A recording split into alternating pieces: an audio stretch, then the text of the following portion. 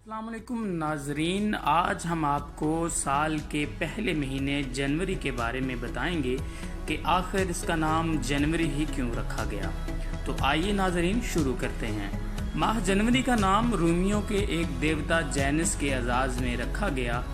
اس دیوتا کی پوجا صرف جنگ و جدل کے زمانے میں کی جاتی تھی اور امن کے زمانے میں اس کا دروازہ بند ہی رہتا تھا۔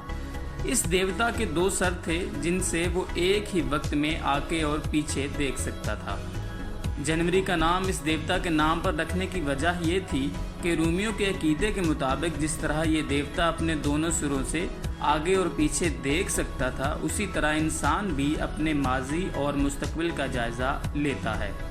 اہل روم نے دیوتا جینس کا ایک شاندار معبد تعمیر کر رکھا تھا۔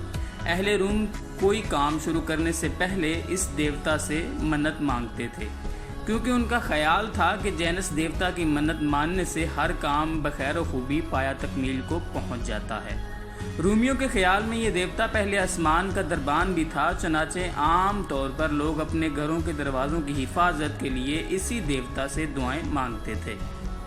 کئی صدی تک جنوری سال کا 11واں مہینہ رہا۔ 46 قبل مسیح میں رومی شہنشاہ جولیس سیزر نے جنوری میں ایک دن کا اضافہ کیا اور اسے سال کا پہلا مہینہ بنا دیا۔ تو ناظرین، ہم آپ کو جنوری کے مہینے کے حوالے سے آگاہ کرے تھے۔ اگر آپ کو ہماری یہ کاوش پسند آئے تو ہمارے چینل کو سبسکرائب کریں۔ آپ کا بہت شکریہ۔